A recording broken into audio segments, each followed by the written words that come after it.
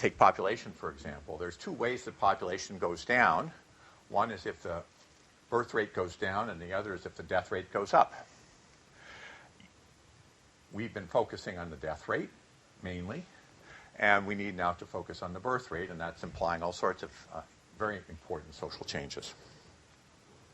And a key factor we need to keep in mind today is that what we had considered to be, or what I normally consider to be problems these days, climate change, energy scarcity, and so forth, really aren't problems, they're symptoms. The problem is continued physical growth in a finite planet. Climate change, energy scarcity, erosioning land, these are symptoms of the stress which is engendered by that. It's kind of like you had a friend with cancer who, as a consequence, has a headache. It's not nice to have a headache. It's very useful to give some sort of painkillers to get rid of the headache. But when you do that, you don't imagine that you've cured the problem. The problem is cancer, and until you deal directly with the problem, there's going to be one or another kind of manifestations like headaches. We talk a lot about climate change today. I predict that in 3 or 4 years, we won't be talking about climate change anymore. We'll be talking about energy scarcity or food shortages or declining water supplies, not because we've dealt with climate, but simply because it's one of a large family of pressures which are going to mount until finally physical growth stops.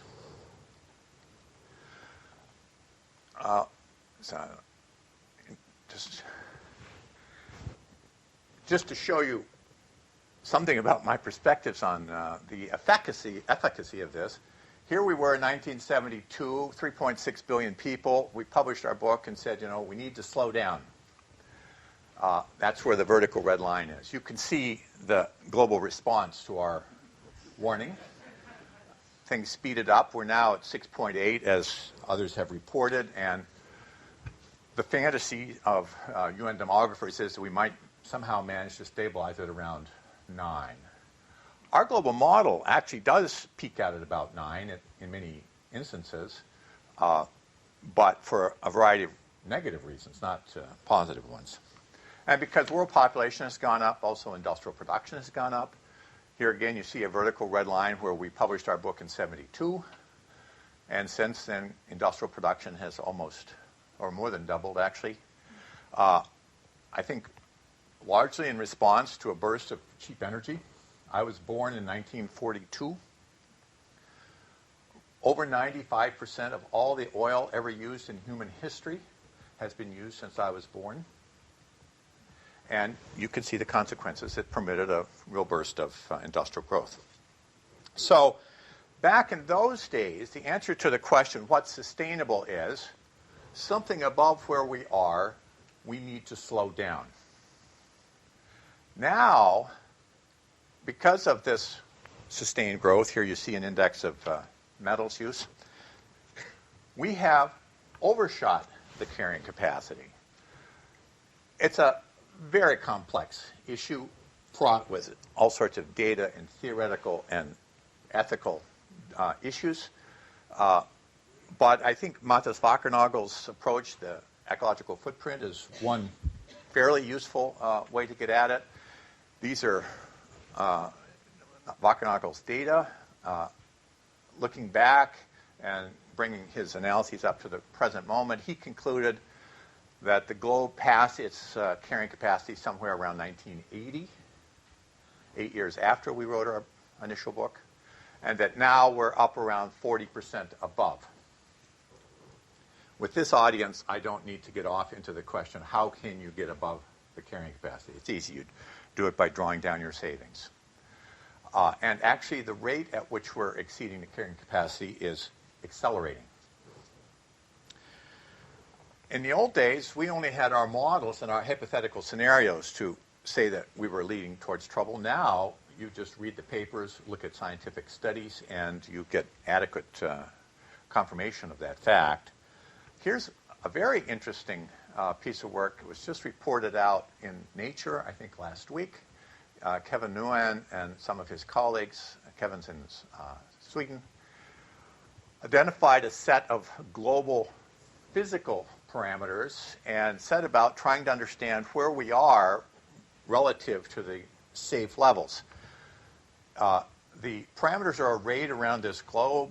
You can see the green circle is the best estimate of a safe level, and the red is where we seem to be today.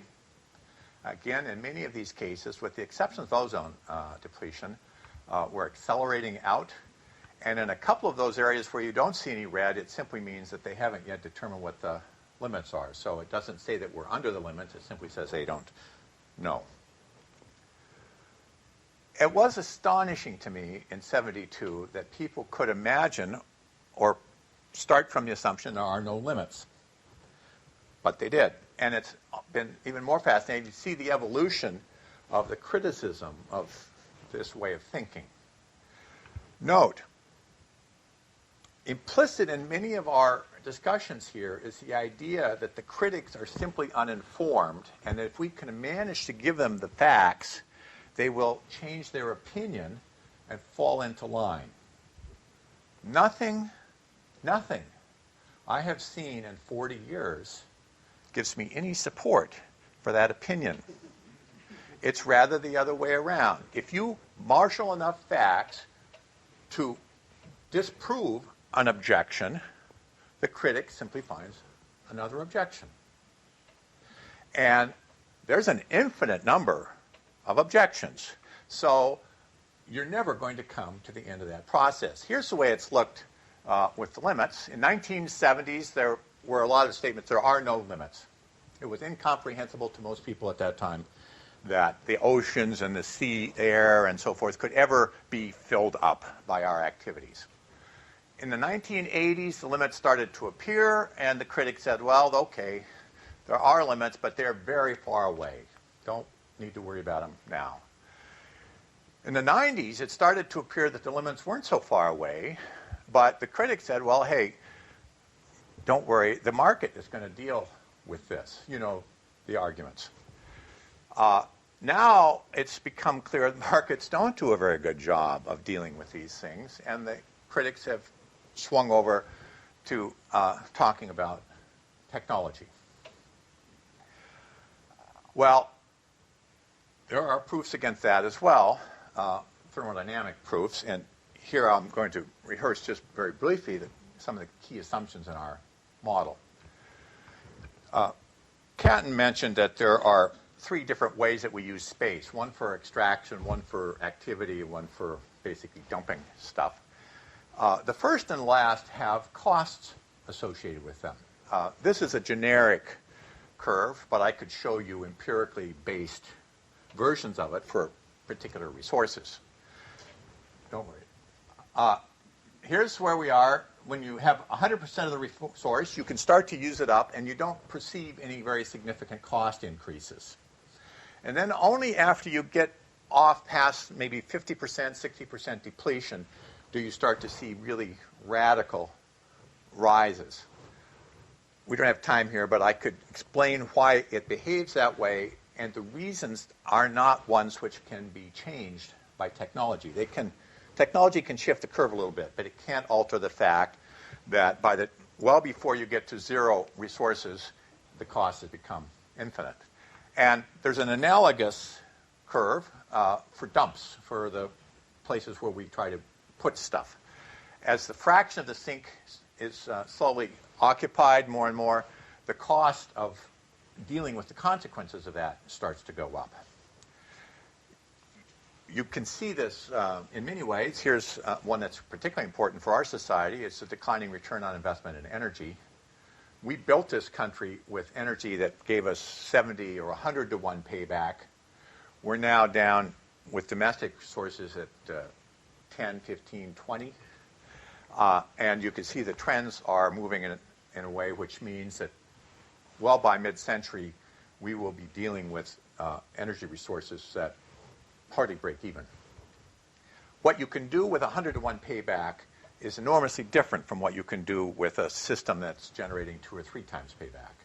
And it's just the consequences of the fact that in the case of the fossil fuels, we've used up many of the resources.